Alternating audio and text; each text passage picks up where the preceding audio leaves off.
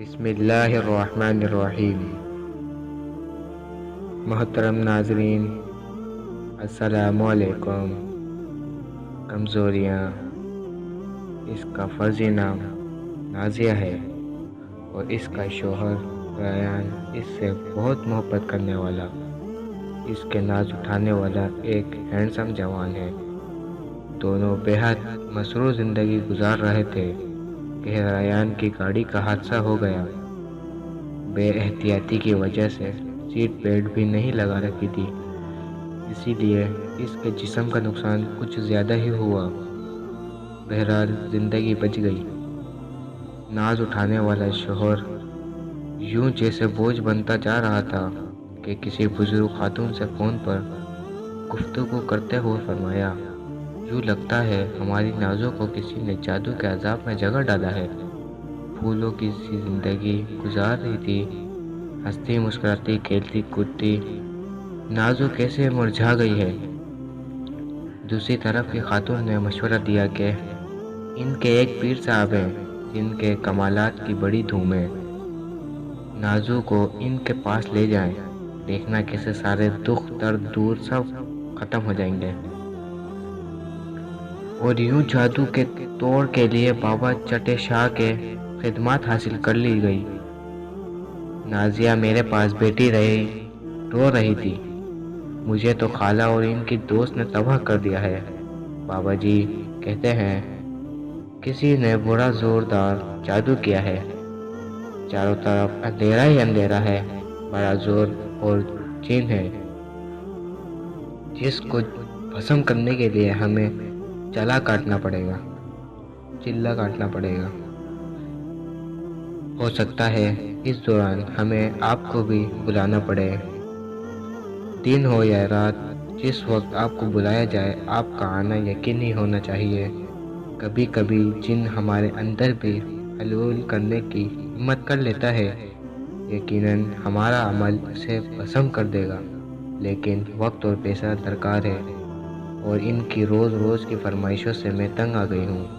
ادھر ریان کے علاج پر خرچ کرنے کے لیے روپیہ چاہیے، ادھر بابا جی کو دینے پڑتے ہیں، اور وہ کہتے ہیں اب عمل کو درمیان میں نہیں چھوڑنا ورنہ بہت زیادہ نقصان ہو جائے گا، جیسے ریان کی موت بھی واقع ہو سکتی ہے۔ کیا بابا جی بہت عمر کے ہیں نازیہ؟ میں نے یوں ہی سے سوال کیا تھا تو اس نے روتی آنکھوں سے میری طرف دیکھا۔ انتہائی، مگر وہ صورت اور ہے نئے کا ایک بندہ ہے جس کے ہاتھوں کی ساری انگلیوں میں مختلف قسم کے پتھر جڑی چاندی کی انگوٹھیاں ہیں، گلے میں لمبے لمبے مینکوں کے ہار ہیں، بہت لمبے اور بہت گندے بال ہیں۔ جب وہ نظر بھر کے دیکھتا ہے تو میرے رونگٹے کھڑے ہو جاتے ہیں، پتہ نہیں ایک عجیب خطرہ سا محسوس ہوتا ہے۔ ایک بات بتاؤں بیٹا، جو اللہ والے بابا جی ہوتے ہیں نا، ان کا حلیہ انتہائی پاکیزہ ہوتا ہے، ان کی نگاہ اللہ والوں کی نگاہ ہوتی ہے، اور ان کے گرد ایک نور کی چادر سی ہوتی ہے، اور آپ کے پاس جال میں جا پھنسی ہے بیٹا۔ میں تو صرف علاج معالجے پر لگی ہوئی تھی، گھر کی بزرگ خاتون ہے، امی تو ہے نہیں کہ مشورہ کرتی، بڑی بہن ہے جو امریکہ میں ہوتی ہیں، اتنی دور سے وہ کیا مشورہ دیتی۔ اس نے جب مجھے کہا تو میں نے سمجھا، دیکھو نازیہ، اپنے خاوند کی نصیحت یا زندگی کے لیے تمہیں بہت سی قربانیاں دینی پڑے گی۔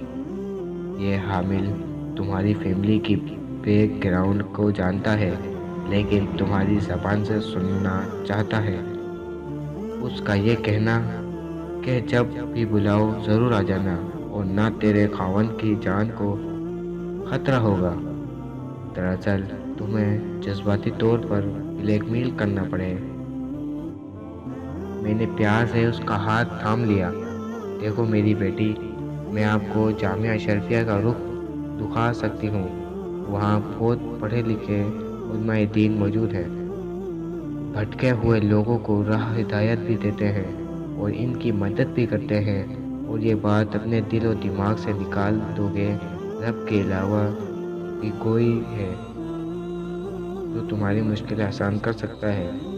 جو لوگ اللہ اور اس کے رسول اللہ صلی اللہ علیہ وسلم سے عشق کرتے ہیں اور راہ مولا لوگوں میں خیر بانٹتے ہیں، کبھی کسی بندے کے سامنے دوست سوال دراز نہیں کرتے۔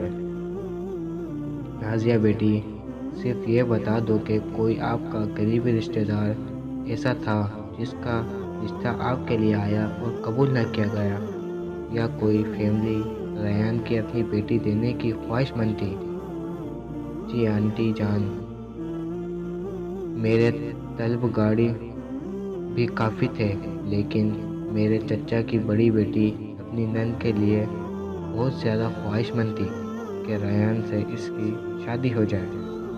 اس طرح ریان کی سگی پھپھو اپنی بڑی نواسی کو شادی ان سے کروانا چاہتی تھی، لیکن ان کی امی کا قرار میرے نام نکالا تو سب کے منہ لٹک گئے، بلکہ ان کی پھپھو نے تو ایک بار یہاں تک کہہ دیا تھا کہ تم بیچ میں نہ ٹپک پڑتی تو میری مونا اس گھر میں راج کر رہی ہوتی، پر خیر ہم بھی دیکھ لیں گے۔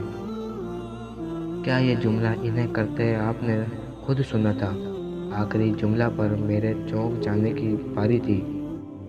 جی میرے سامنے انہوں نے یہ بات کی تھی، لیکن میں نے اسے کوئی خاص بات نہ سمجھا، لیکن اب آپ کو بات سناتے ہوئے یہ جملہ بھی یاد آ گیا ہے، اور میں سوچ رہی تھی کہیں یہ پھپھو ہی تو اس کا گھر برباد نہیں کر رہی، کیونکہ رشتوں کا عمل توڑوانے والے جادوگر بڑے ماہر اور فنکار ہوتے ہیں، اور جگہ سے رشتہ توڑوا کر دوسری جگہ بات پکی کروانا دینا ان کے لیے مشکل نہیں، لیکن یہ سمجھ لینا بھی ضروری ہے کلام الہی سے اس کا توڑ ممکن ہے، مگر اس کے لیے کسی کا عالم یا عمل کی مدد لینا ضروری ہو جاتا ہے، اور یہی بات میں نازیہ کو بتا رہی تھی۔ قرآن میں ایک حکم ہے، مگر پھر چوکنا رہو۔ جس طرح جنگ میں احتیاط کی ضرورت ہے، اسی طرح زندگی باقی کاموں میں بھی محتاط رہنے ضروری ہے۔ اسی لیے چند اعمال کو اپنا لینا بہت ضروری ہے، یعنی سب سے پہلے عقیدہ درست ہونا چاہیے۔ جب ہر چیز جو انسان پر وار ہوتی ہے بازن اللہ ہوتی ہے، تو پھر توکل بھی تو اللہ پر ہونا چاہیے۔ ایاک نعبد و ایاک نستعین کہہ دینا ہی کافی نہیں، اس پر عمل کرنا بھی بے حد ضروری ہے۔ نازیہ جیسی کئی معصوم لڑکیاں اس چنگل میں پھنس جاتی ہیں۔ کہیں تو ہمارے وہ نام نہاد شوہر ہوتے ہیں جو اپنی انا کے خول میں بند صرف عورت کا باندھ بناتے اور عاملوں اور جادوگروں سے اولاد کی پیدائش کے لیے ٹوٹے اور تعویذ کو کرواتے اپنی بیوی کو ہی بسا اوقات اس کنویں کا ایندھن بنا دیتے ہیں، کیونکہ حسد کی آگ میں جلتے ہوئے اپنی کسی بھی دوست یا رشتہ دار پر جادو کروا سکتا ہے۔ میں بتا چکی ہوں، رشتہ دار توڑوانا اور میاں بیوی میں اختلافات کروانا تو شیطان کا پسندیدہ مشغلہ ہے۔ بس ضعیف الطاغی چھوڑیے اور اپنے واحد رب کی ذات پر بھروسہ کرنا سیکھیے، پھر سکون کی زندگی گزاریے، کیونکہ شر کا اصل کام تخریبی کا کاروائی ہے، اور جو جادو سب سے بڑا تخریب کا ہے۔ نبی محترم صلی اللہ علیہ وسلم نے تو جادوگر کی گردن اڑا دینے کا حکم دیا تھا، لیکن اس بدکار کو ضرور معاف فرما دیتا تھا جس نے آپ صلی اللہ علیہ وسلم کی ذات عالی صفات پر جادو کا وار کیا تھا۔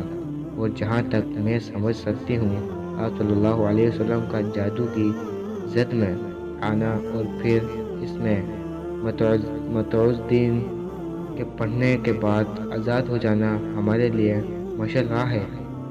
دعا ہے نازیہ اویس جیسی اور بچیاں اس ابتدا سے بچ سکیں، اور بزرگ خواتین جو ایسی بچیوں کو گمراہ کرتی ہیں یہ گناہ اور کفر کرنے سے باعذر ہیں۔ اللہ ہم سب کو صراط مستقیم پر چلنے کی توفیق عطا فرمائے اور میرے اس سلگتے دل کو سکون و عافیت سے عطا فرمائے، آمین۔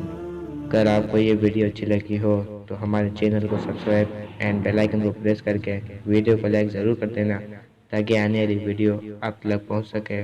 جب تک کے لیے ملتے ہیں نیکسٹ ویڈیو میں، اللہ حافظ۔